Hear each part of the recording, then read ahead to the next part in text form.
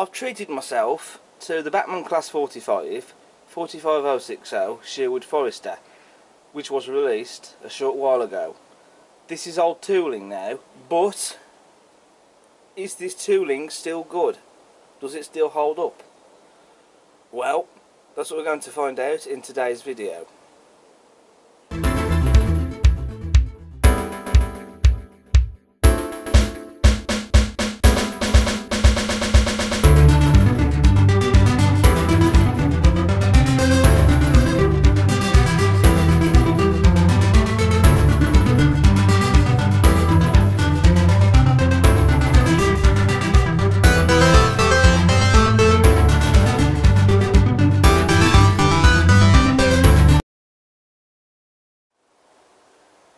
So here we are today to take a look at the Bachmann Class 45 Peak. This is not a new tooling, this is a tooling of a model that's been out for years now.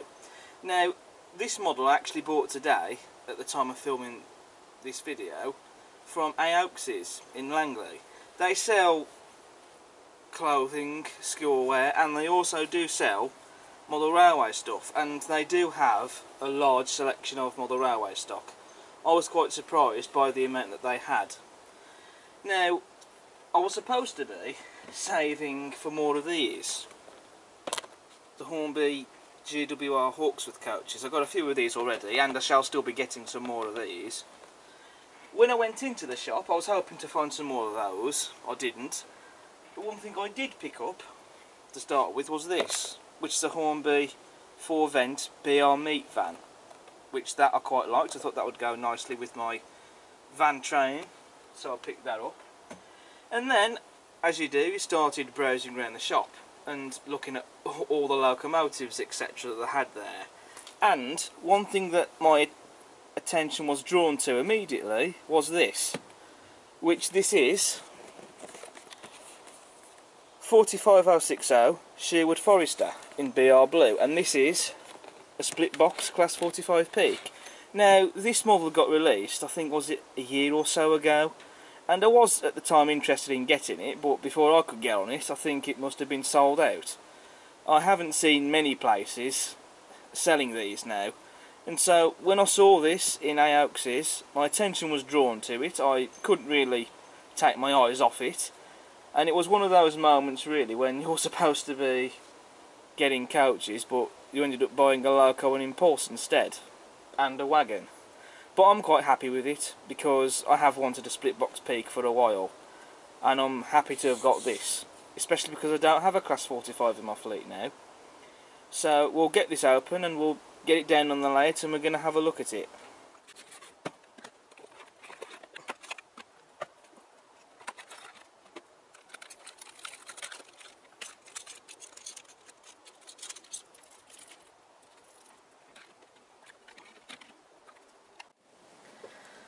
So here we have the model out of the box and down on the layout. First thing to report, no quality control issues with this model straight out of the box. Nothing fell off, there's no damage. The model works perfectly out of the box. Basically it's in the condition that you expect it to be when you buy it. So that's great. And also it is worth mentioning that this loco in real life, 45060 Sherwood Forester, is preserved in real life. It's based at Barrow Hill, I believe, and I have seen this loco in real life myself. I saw it at the Severn Valley on one of their Spring Diesel Festival events. I can't remember which one it appeared at the top of my head, but you can find some footage of this on my YouTube channel in action. So moving on to the model, so firstly, does it look like a Class 45? Yes. I would say that they've captured the shape and the overall appearance of the locomotive spot on. I mean, okay, there are a few little discrepancies.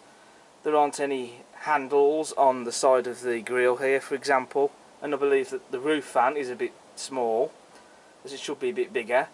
You know, a few minor little things like that, but to be quite honest really, any inaccuracies, I don't really care.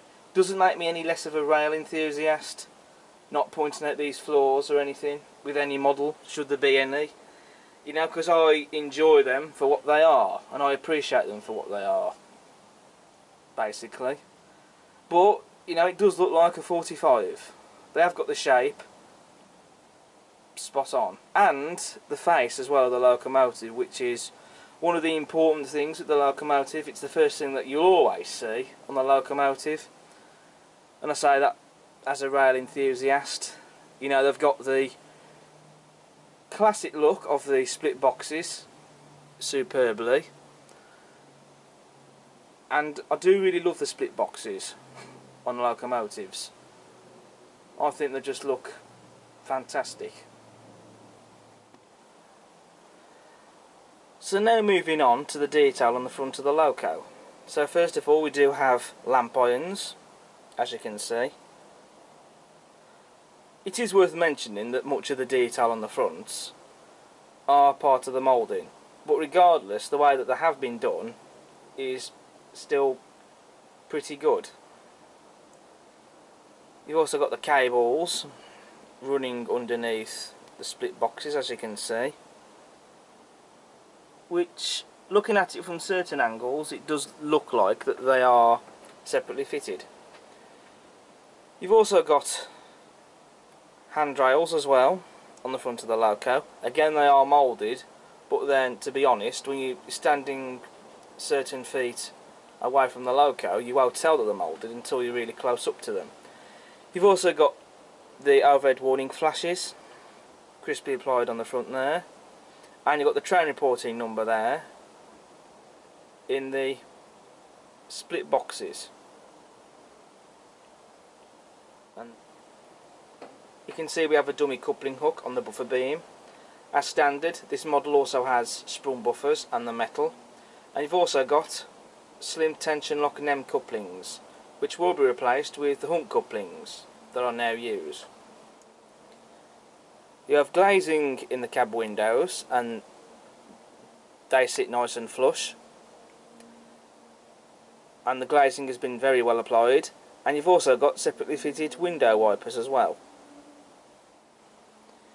You also get separately fitted handrails on the sides of the doors, and they have been painted white as well, and I think they look fantastic. Moving on to the bogie detail, there's lots of rivets on the bogies. You've also got the sand boxes with sand in gear. You have the footsteps, which, as you can see, and they are separately fitted. You've also got the axle boxes and springs. The printing on the loco, I think, is stunning. You've got the BR Double Arrows logo there on the side.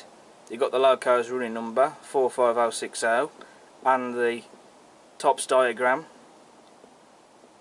or the data panel, however you choose to call it, and you've also got the nameplates as well of the loco, Sherwood Forester, which they are printed, but you do get etched nameplates supplied with the loco, so those shall be going on the model. And the printing is very nice and crisply done. There's no errors with the printing. And of course, again, you've got other overhead warning flashes, and again the printing on those is fantastic. Moving on to the detail on the roof, you have this etched grille with the fan underneath. The roof fan itself, it is separately fitted. It doesn't spin, but to be honest, I don't think it really needs to spin, because I think that's just a gimmick really. But the fan is there, and it has been painted as well. You've also got the exhaust ports as well, and the roof latches, where these in real life would open up to get the engine out if it needed to be lifted out for work to be done on it, or repairs, etc. And the detail on the roof has been very well represented and replicated. On this side of the loco, you have the speedo cable on the bogie, and that's not moulded, that's a separately fitted bit of detail. The livery application is also stunning. There's no imperfections anywhere at all. It's a very nice even coat of BR blue, and they've got the shade of the BR blue correct as well. And I really do like the BR blue livery. I think it's a very smart and lovely livery. It really does suit locomotives like this well, especially with the yellow ends on the noses. Moving on to the detail inside the cab interior. The detail mostly is not painted.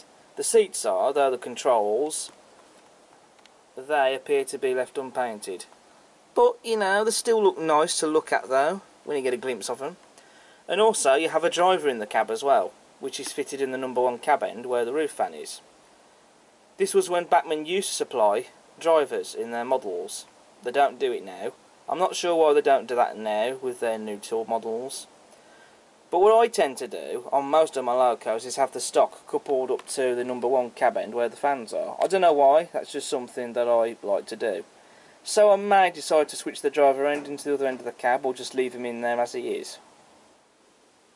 Just turning the model upside down so you can see the air tanks underneath what is the water tank. And those air tanks appear to be separately fitted, and you've also got the separately fitted handrails as well, made of metal. Moving on to the running now, the loco, to show you how smooth this model runs. Out of the box, it really is a lovely runner, as you can see. I mean, that mechanism, it's like cutting a hot knife through butter. That is beautifully smooth. It goes without saying it will need some running in, but you know, that's a fantastic runner. So now I've turned the lights off, though I've left the shed door open, and that's just so you can see the lighting that this model is fitted with. So for the directional lights, the train reporting number in the split headco boxes lights up, as you can see, when in the forward direction.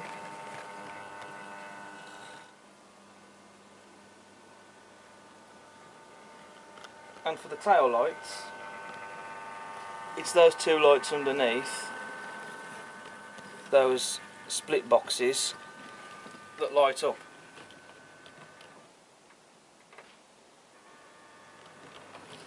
And the working directional lights on this are a bonus, and you know, they look stunning, they really do. So it's great to see lights on this model. So here are the accessories that I thought I'd show you that you get with the model. So here we have the extra nameplates, which, like I said earlier, shall be fitted to this model later on. And the quality of these does look stunning. There have been some cases I've come across with Bachmann nameplates where they can bend easily. So it'll be interesting to see what they're like when these are added. But you do have to glue these on to these plates here with the emblems on them. And in the other accessory pack we have the speaker holder if you wish to fit a DCC speaker. You also get some screws for the speaker holder and buffer beam detail. You just get a few air pipes.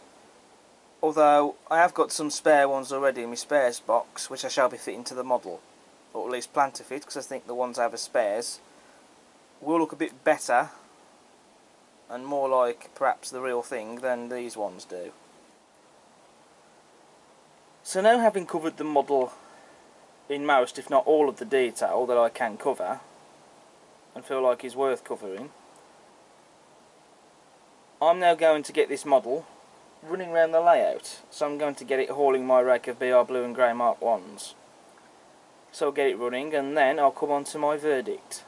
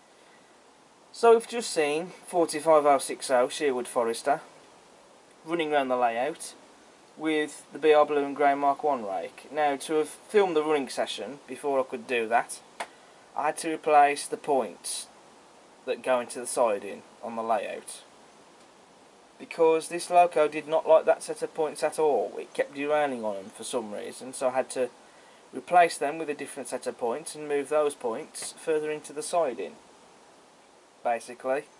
But I've got this model running around the layout faultlessly now, and it's now been fully run in, so it's now ready for action. So what's my verdict then on this model? I think it's a lovely model. Even though that the tooling is old, which it is, I still think it's a good model. Even if there is going to be an all singing all dancing Class 45 coming onto the market from Helgen.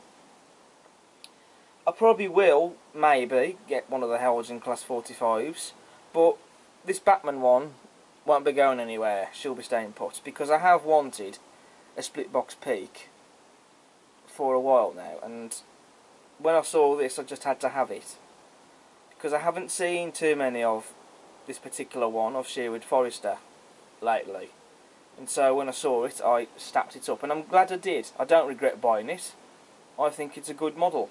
It still looks like a Class 45, still has all the details, even perhaps if some of the details on this model could be improved, but regardless I still think it's a nice model. And if you can get one of these split box peaks from Bachmann, then I would definitely go for it, or one of the other Class 45s, the steel beam ones for example, which you can still get. I'd definitely recommend it if you are interested in a Bachmann Class 45, and if you can live with perhaps any discrepancies this model has, or may have even. But regardless, I'm happy with this model, so that's an end to that. I shall be improving the buffer beam details on it. That's the only improvement I would be doing on it, to make the buffer beam details look better. But other than that, I think it's a good model. So, do I recommend it? By all means, yes. So that's it from me in today's video. Thank you for watching my review on the Bachmann Class 45 peak, and I'll see you again next time for the next video.